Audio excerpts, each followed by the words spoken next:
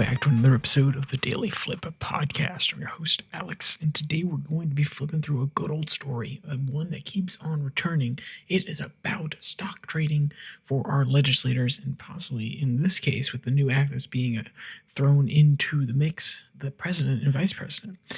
But there's a little bit of a different wrinkle today, and there's a little bit of extra drama, which we don't necessarily love, though I think it elucidates some things and it brings up an interesting conversation.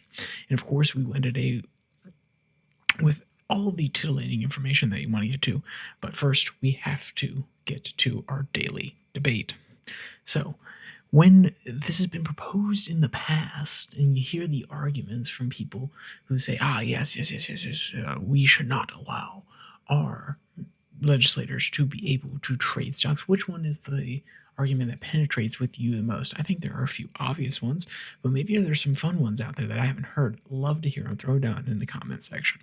So with that, let's actually get into our story today. It comes from the Daily Caller. The headline reads, Trump torches GOP senator for blocking effort investigating Pelosi stock trades.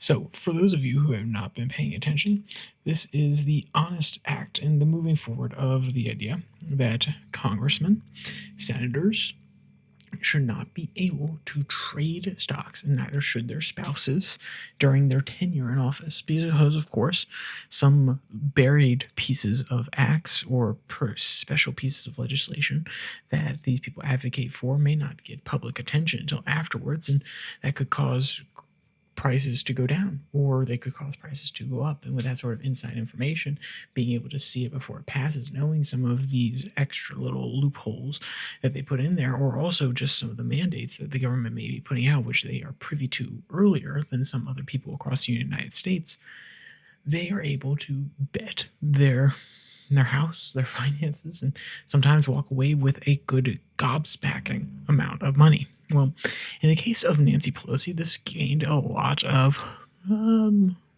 popularity as a joke idea not that long ago, that, you just follow Nancy Pelosi's trades and she'll be able to basically give you the heads up on the market.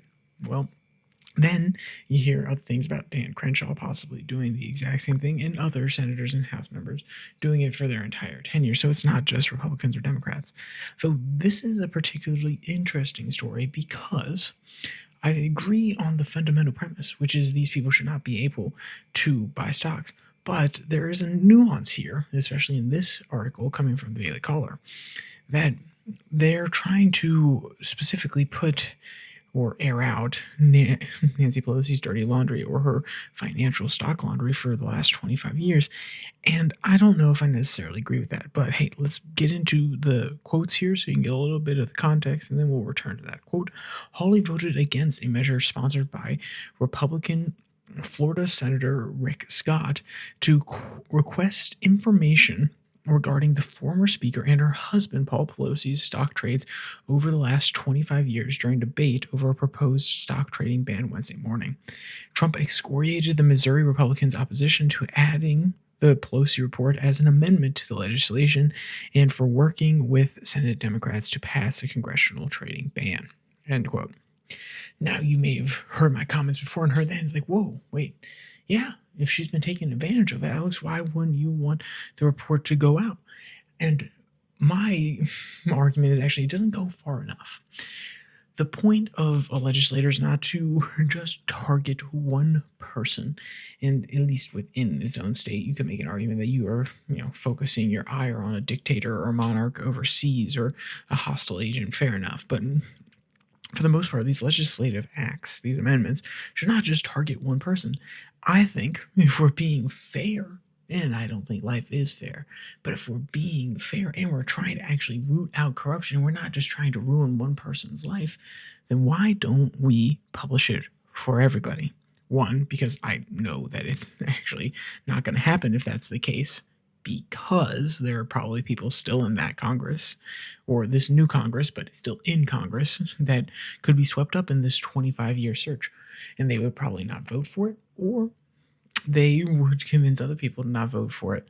Whatever it may be, they would not want their dirty laundry aired on this front. And to specifically markedly attack Nancy Pelosi over it, though we already know it seems to be the case. It appears to be the case. Do we know that she went to her husband and said, "Hey, Paul, here's what's coming down the pipe. I need you to invest here"? No, we do not have any explicit communications that denote that, at least not that I have seen so far, though some of the decisions seem suspect and they have benefited very, very, very nicely from it. But the point is that by narrowing this on her, you're actually taking the sting out of the idea.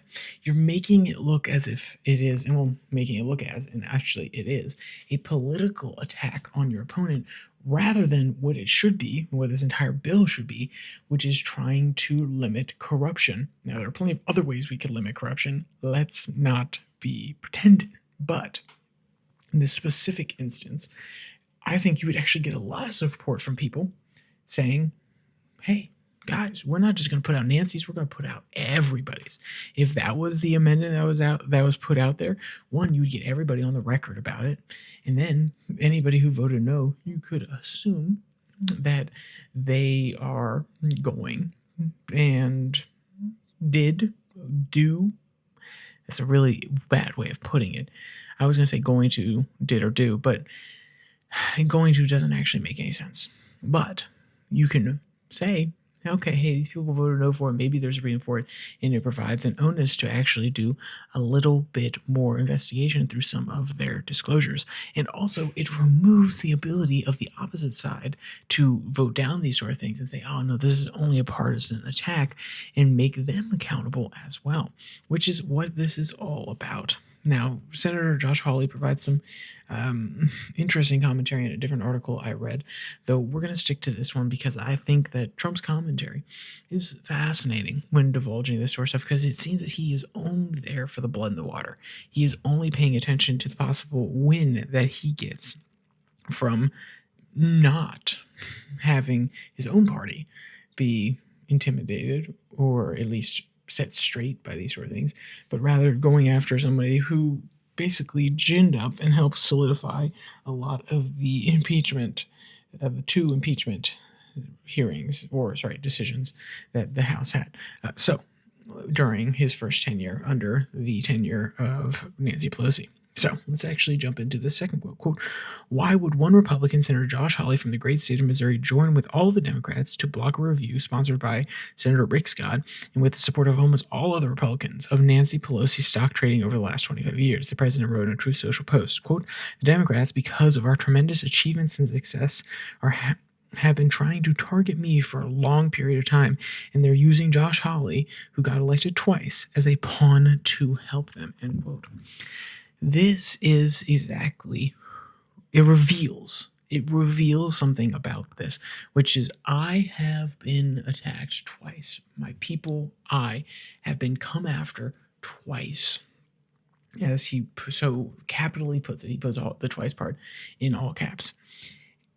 And he's essentially saying that what it sounds like is a bereaved person saying, they came after me twice. You're telling me we can't even go after them? In retribution politics is what people feared Trump would do. Even people on his own side feared he would do, rather than looking forward, being aspirational, and trying to get to a place where he leaves the U.S. political system at least a little bit better than it was when he first came in.